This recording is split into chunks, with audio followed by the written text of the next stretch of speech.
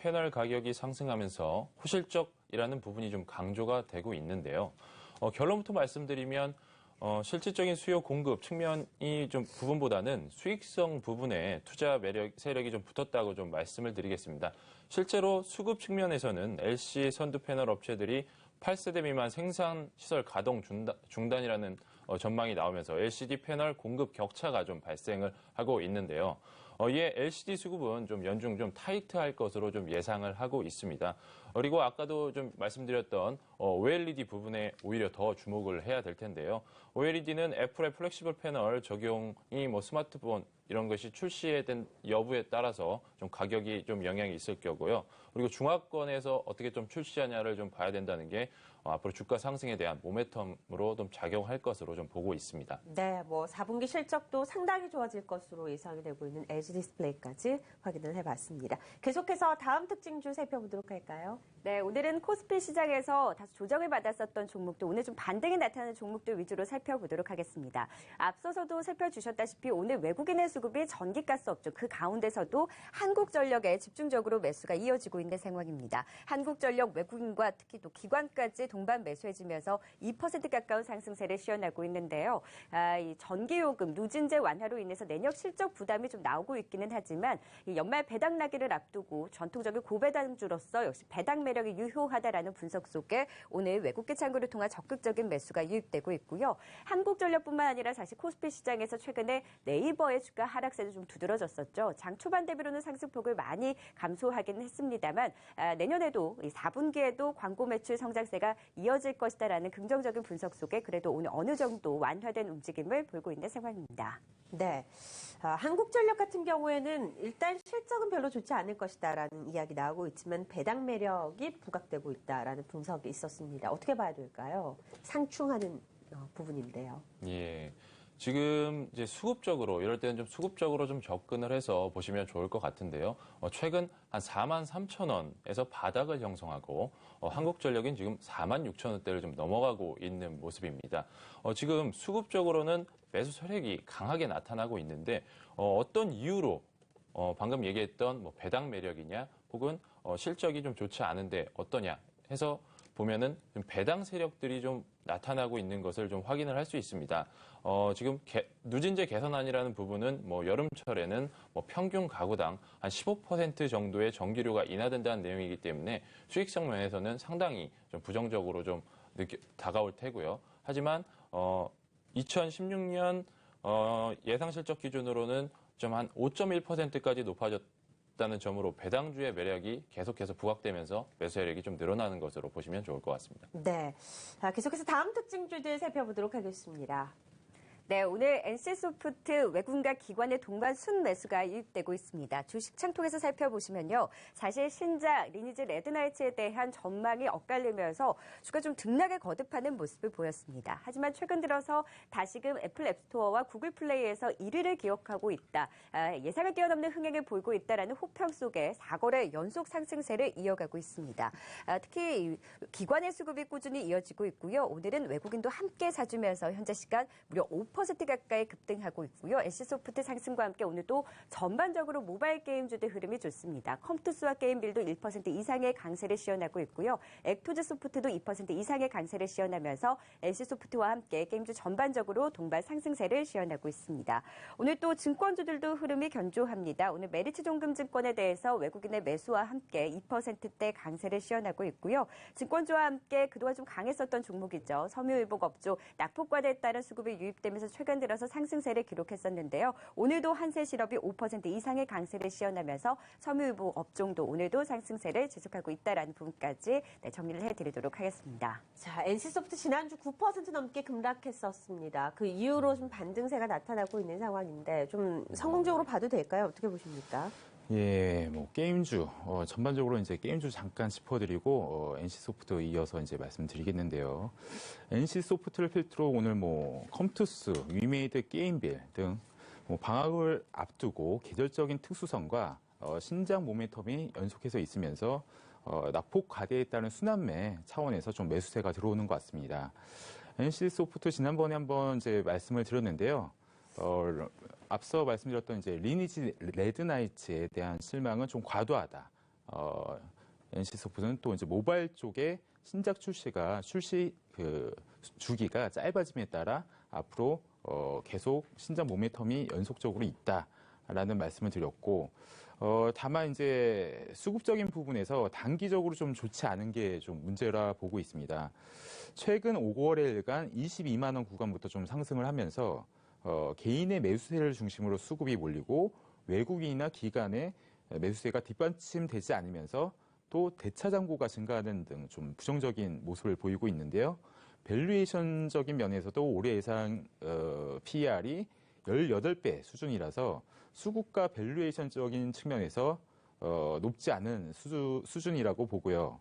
사업 분야가 약간은 다르지만 뭐 동종업종의 그 게임주 중에서는 그나마 컴투스가 좀 더 좋아 보이고 있습니다. 올해 영업당에서 PER이 한 6배에 불과하고 기관과 외국인의 수급이 뒷받침되면서 최근 대차가 줄면서 신용도 줄고 있어서 밸류에이션과 수급적인 부분에서 NC소프트보다는 컴투스가 낫다라고 보고 있습니다. 네, 특징주 가운데서 게임주 NC소프트 골라봤고요. 그리고 컴투스까지 선호 종목으로 살펴봤습니다. 개장주 1시간 증시 상황 정윤성 앵커가 시황 전해주셨습니다. 고맙습니다. 고맙습니다. 네, 이어서 공매도 수급으로 본 종목 대응 전략 이어가도록 하겠습니다. 공매도와 대차 거래 동향 좀 살펴보도록 하죠. 최근에 어떻습니까? 예, 그 최근 이제 먼저 아직까지 이해하죠. 공매도와 대차거래 아직 잘 모르시는 분들이 있어서 먼저 한번 용어부터 간략하게 한번 설명해드리고 가도록 하겠습니다. 공매도와 대차거래 먼저 용어에 대한 설명을 간략히 해드리면 대차거래 체결, 주식이나 채권을 빌려서 매도한다라는 뜻이고요. 공매도 없는 걸 판다라는 뜻으로 주식이나 채권을 가지고 있지 않은 상태에서 매도 주문을 내는 걸 뜻합니다. 대차거래 상환, 대차거래 체결을 했을 경우 일정 시간이 지난 후 빌린 수량만큼 되갚는다라는 뜻인데요. 여기서 이제 중요한 건 모든 대차거래 체결은 공매도로 이어지지 않지만 모든 공매도는 대차거래 체결이 선행이 되어야 된다라는 게 아주 중요한 포인트입니다. 이해하시기 쉽게 대차거래 체결은 구름이다. 공매도는 번개다. 대차거래 상환은 햇빛이다. 라고 생각하시면 이해하시기 쉬우실 것 같습니다. 네, 최근 어떤 종목들에서 공매도 대차 거래가 활발하게 일어나고 있는지 좀 표를 통해서 확인해 볼까요? 예, 지난 며칠간 보여드렸던 20거래일의 의미는 좀 추세를 나타내고 있었는데 그렇죠. 오늘 좀 가지고 나온 거는 이제 5거래일 간의 거래의 대차는 모멘텀을 우리가 좀 확인할 수 있을 텐데요. 네. 네, 화면을 보시면은 붉은색으로 표시되고 있는 대차거래 상환 종목들은 빌렸던 주식을 다시 매수에 갚았다는 의미로 시총 대비 대차 잔액이 줄었기 때문에 마이너스로 표시가 되고 있습니다. 상위 종목으로는 뭐 인터플렉스와 하나테크인이 3% 이상 상환이 되고 있다고 좀 볼 수 있고요. 그리고 가운데 검은색으로 나타나고 있는 대차거래 체결 종목으로는 시총 대비해서 공매도로 이어질 수 있는 대차 자금이 늘었다는 의미로 해석하시면 되겠습니다. 신성솔라에너지가 대차거래 체결 강도에서는 강하게 나타나고 있고요. 파란색으로 표시된 공매도 강도 상위 종목은 보시면 최근 공매도 강도 상위 종목이 주가 흐름이 좋지 않았다는 점을 좀 참고하시면 좋을 것 같고요. 한미약품이 지금 상위 종목으로 나왔는데 마일스톤 좀 성과 기술료에 대한 수치가 늦어진다는 소식이 나오면서 공매도 강도가 좀 크게 나타나고 있는 것 같고요. 그리고 리노스, 홈세타홀딩, 제일약품, 그리고 DSR, 제강 이런 순서대로 나오고 있어서 좀 상위 종목으로 나왔다는 점 좀 유념하시기 바랍니다. 네, 수급별로는 어떤 흐름을 나타내고 있는 시장인가요? 예, 먼저 그 추세적인 흐름을 알고 가자는 의미에서 최근 20거래일 거래소 시장에서 투자 주체별 수급 동향과의 상관관계를 한번 살펴보겠습니다. 자료를 보시면 이제 까만색이 지수의 흐름이고 외국인은 빨간색, 기관은 형광색, 연기금은 노란색입니다. 외국인은 계속해서 거래소 시장을 좋게 보고 파란색인 개인의 물량을 받으면서 꾸준히 매수세를 이어나가는 모습이고요.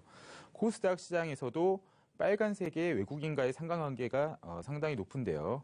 590선부터 외국인과 기관의 동반 쌍끌이 장세가 이어져 나가고 있는 모습입니다.